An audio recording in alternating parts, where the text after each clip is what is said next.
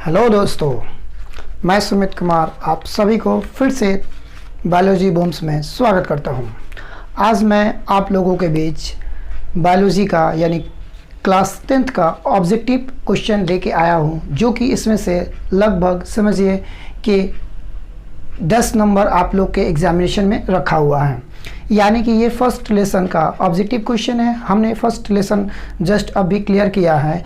आज मैं first lesson का ऑब्जेक्टिव क्वेश्चन कुछ कराऊंगा, जो कि आपके एग्जामिनेशन के व्यू से रहेगा। तो आइए आज हम लोग क्लास 10th का ऑब्जेक्टिव क्वेश्चन को इस वीडियो में कवर करते हैं। सो आप लोग हमारे साथ अंत तक बने रहे, जो कि हर एक छोटे छोटे जो भी इसमें क्वेश्चन मिलेगा आपको, वो समझिए कि सभी के सभी क्या है, इम्पोर्टेंस रहेंगे, जो आपके एग्जामिनेशन व्यू से रहेंगे। इसलिए आप इस वीडियो को स्किप ना करें और मिस भी ना करें, इस वीडियो को पूरा अंत तक देखें। तो चलिए आइए शुरू करते हैं। तो फर्स्ट क्वेश्चन हमारा आप लोग से बोल रहा है, यानी क्वेश्चन कर रहा है कि वे सारी क्रियाएं जिनके द्वारा जीवों का अनुरक्षण किया जाता है वह क्या कहलाता है, यानी उसे क्या कहते हैं। तो जाहिर सी बात है कि अगर आप हमारा फर्स्ट वीडियो देखे होंगे लाइफ प्रोसेस का, यानी कि क्लास 10th का, तो आप जरूर इसका आंसर आप कर सकते हो। यानी कि कह रहा है कि वे सारी जिनके द्वारा जीवों का अनुरक्षण किया जाता है, यानी कि बच बचाव किया जाता है, उसे क्या कहते हैं, जैव प्रक्रम कहते हैं, यानी कि लाइफ प्रोसेस कहते हैं। नेक्स्ट क्वेश्चन कहता है कि सजीवों के सारा गुण कहाँ विद्यमान होता है, यानी कि सजीव का जो सजीव और निर्जीव होता है, उस सजीव का सारा गुण कहाँ पे स्थित रहता है, वह कौन सा जगह होता है। तो वह हमारा जगह है कौन सा, जीव द्रव्य है, यानी कि साइटोप्लाज्म होता है।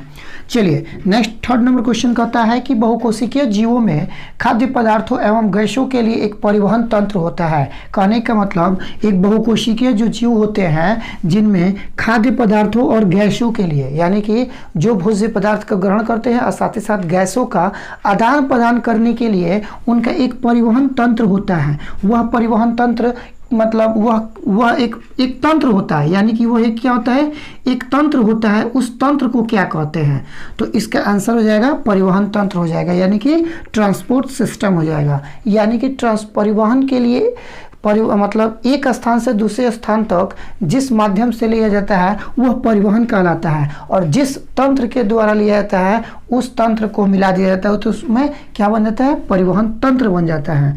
अगला क्वेश्चन कहता है कि क्लोरोप्लास्ट में क्या पाया जाता है, यानी कि क्लोरोप्लास्ट के अंदर क्या स्थित रहता है, क्या होता है स्थित, तो क्लोरोफिल होता है। क्लोरोफिल वर्णक होता है एक प्रकार का, जिसको हम लोग हरित लवण के नाम से भी जानते हैं, जो कि एक हरा रंग का वर्णक होता है। अगला क्वेश्चन 5 नंबर देख रहे हैं हम लोग, कह रहा है कि हरे पेड़ पौधे क्या कहलाते हैं, यानी कि हरे पेड़ पौधे क्या होते हैं, कि यह किस प्रकार के यानी इस प्रकार के पौधे को हम लोग क्या कहते हैं। तो हम जानते हैं कि स्वपोषी होते हैं, यानी कि ऑटोट्रॉफिक होते हैं। क्यों, क्योंकि यह अपना भोजन क्या करते हैं, स्वयं बनाते हैं सूर्य के प्रकाश के माध्यम से, इसलिए इसे हम लोग ऑटोट्रॉफी के नाम से जानते हैं। अगला क्वेश्चन कर रहा है 6 नंबर कि प्रकाश संश्लेषण का रासायनिक सूत्र क्या होता है, जो समझिए कि सबसे इंपॉर्टेंट और सबसे पॉपुलर क्वेश्चन, ये हर बार एग्जामिनेशन में पूछा जाता है। तो क्वेश्चन कहता है कि यानी कि प्रकाश संश्लेषण का रासायनिक सूत्र क्या होता है, तो दिया है मतलब कार्बन डाइऑक्साइड और जल के साथ जब सूर्य के प्रकाश की उपस्थिति में क्लोरोफिल के साथ किया जाता है तो ग्लूकोज और जल के अणु और ऑक्सीजन के अणु को क्या होते हैं, ये बनते हैं प्रोडक्ट के रूप में। तो यानी कि जब हम देखते हैं तो इसको बैलेंस के रूप में देखा जाता है, तो यानी कि इसको बोला जाता है 6 CO2 + 12 H2O reaction sunlight by chlorophyll से 6H12O6 प्लस 6 यानी 6O2 + 6H2O, ये क्या होता है, ये हमारा एक ग्लूकोज कहलाता है, यानी कि ये एक ग्लूकोज का निर्माण करता है। और जब यह अगर क्वेश्चन पूछेगा कि प्रकाश संश्लेषण के प्रक्रिया में उत्पाद के रूप में यानी प्रोडक्ट के रूप में क्या निकलते हैं, तो प्रोडक्ट के रूप में हमारा क्या निकलता है, ऑक्सीजन निकलता है। क्यों, क्योंकि हम जानते हैं कि हरे पेड़ पौधे यानी कि क्या छोड़ते हैं, तो ऑक्सीजन छोड़ते हैं। तो ये रहा आप लोग के बीच 6 क्वेश्चन। अभी और आपके क्वेश्चन है, आप इसको नोट करना हो नोट कर सकते हैं। चलिए अब अगला देखते हैं क्वेश्चन हम लोग 7 नंबर। कह रहा है कि प्रकाश संश्लेषण की प्रक्रिया में उत्पादों के रूप में क्या निकलते हैं। जस्ट हमने इसके पहले यही क्वेश्चन बोला कि यानी कि प्रोडक्ट के रूप में हम लोग क्या निकालते हैं, यानी प्रकाश संश्लेषण की प्रक्रिया में। तो ये कौन निकलता है, तो हरे पेड़ पौधे निकालते हैं। तो क्या निकालते हैं, ऑक्सीजन निकालते हैं, यानी कि वो ऑक्सीजन डोनेट करते हैं और कार्बन डाइऑक्साइड का क्या करते हैं, गेन करते हैं, यानी कि ग्रहण कर लेते हैं। फिर अगला क्वेश्चन कहता है कि पौधों में प्रकाश संश्लेषी अंग क्या होता है, यानी कि अंग और अंगक दोनों अलग अलग हो गए। तो प्रकाश संश्लेषी जो अंग होता है वह क्या होता है, पत्तियां उसका क्या होती है, अंग हो जाती है प्रकाश संश्लेषी। और पौधों में प्रकाश संश्लेषी अंगक किसे कहते हैं, यानी किसको कहते हैं, तो हरित लवक को कहते हैं। यानी कि ये क्या है, हरित लवक क्या है, वो एक उसका प्रकाश संश्लेषी अंगक होता है जिसके माध्यम से, यानी कि यह एक माध्यम हो जाता है।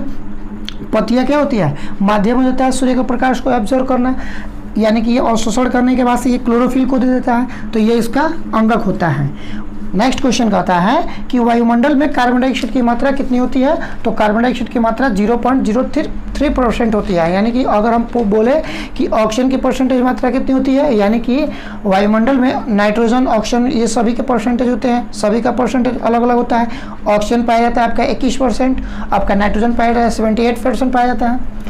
अब देखिए, अब कहता है कि अमीबा किस प्रकार का जीव है, तो हम जानते हैं कि अमीबा एक कोशिकीय जीव होता है। तो यह एक कोशिकीय कैसा होता है, तो सरल प्राणी समपोषी जीव होता है। यानी कि क्वेश्चन पूछेगा अगर कि अमीबा किस प्रकार का जीव है, तो आप क्या बताइएगा कि सरल प्राणी समपोषी जीव होता है। ठीक, सरल प्राणी समपोषी एक कोशिकीय जीव होता है। फिर कहता है कि जंतु भोजन के लिए पूर्ण रूप से किसी अन्य जीवों पर निर्भर रहते हैं, उसे क्या कहते हैं। कहने का अर्थात कोई जंतु अगर किसी दूसरे जीव पर अगर निर्भर रह के वो अपना भोजन को क्या करे, भोजन को ग्रहण करे, वह भोजन यानी कि ग्रहण करना यानी कि क्या कहलाता है, वह जीव क्या कहलाता है, तो आपका जंतु परपोषी कहलाता है, यानी कि हेट्रोट्रॉफिक कहलाता है। हमने ऑटोट्रॉफी हेट्रोट्रॉफिक दोनों का क्लासिफिकेशन करते हुए डेफिनेशन दिया है, आप उस वीडियो को देख सकते हैं।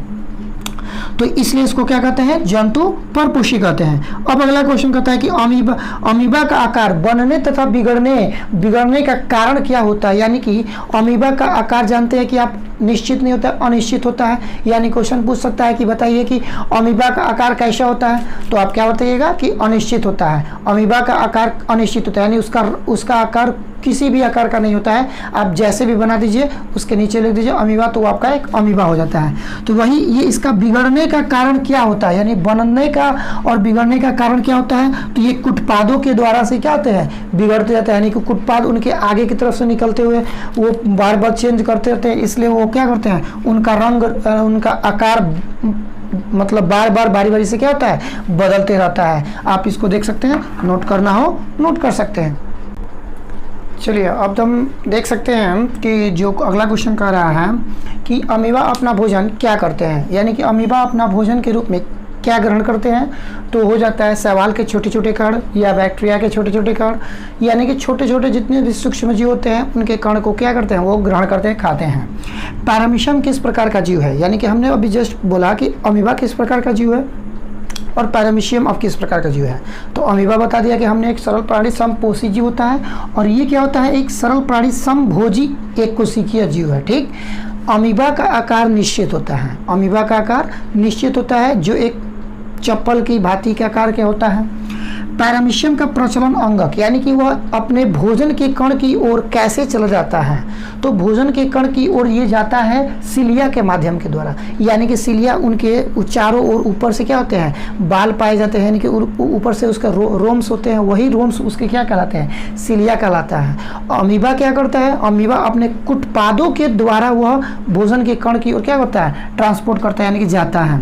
फिर कहता है कि पैरामीशियम अपना भोजन एक निश्चित स्थान से करता है, जिसे हम लोग क्या कहते हैं, यानी कि अमीबा का एक निश्चित स्थान होता है, वह उसी स्थान से भोजन को क्या करता है, एब्जॉर्व करता है, ग्रहण करता है। वह स्थान क्या कहलाता है, तो उसका वह स्थान कोशिका मुख कहलाता है, या उसको कह सकते हैं साइटोस्टोम कह सकते हैं। यानी साइटोस्टोम कहिए चाहे कोशिका मुख कहिए, कोशिका मुख के द्वारा वह क्या करता है, भोजन को एब्जॉर्व करने के बाद से वह कोशिका के राजधानी में प्रवेश कर देता है और उसका भोजन का संपन्न हो जाता है।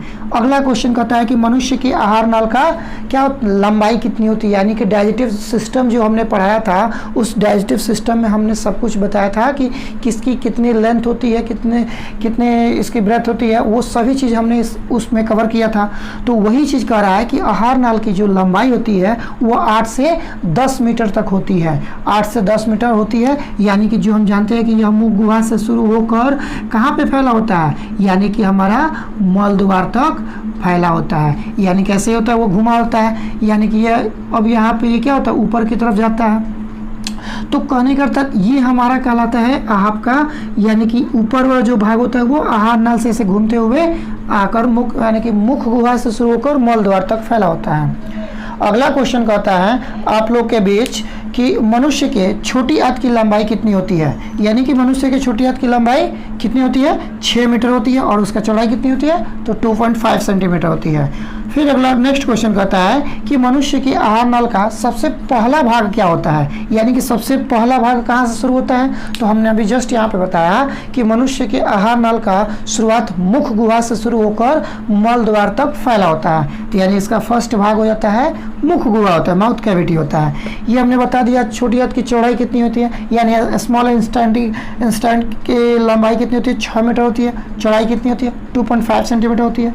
उसी तरह से नेक्स्ट कहता है कि अग्न्याशय के द्वारा होने वाले स्रावित एंजाइम्स को क्या कहते हैं, यानी कि वो कौन कौन सा एंजाइम्स स्रावित होता है। तो हमने पढ़ाया था जस्ट लेट, यानी कि लेट को हम लोग कहते हैं LAT, लेट मतलब होता है लाइपेज, एमाइलेज, मतलब टाइलिन। ये 3 प्रकार के एंजाइम्स होते हैं, ये तीनों अलग अलग तरह के भोजन को पचाने में मदद करते हैं। ये आपके बीच रहा हमारा यानी कि फर्स्ट लेसन का ऑब्जेक्टिव क्वेश्चन। ये इसमें अभी और बहुत सारे क्वेश्चन ऑब्जेक्टिव है।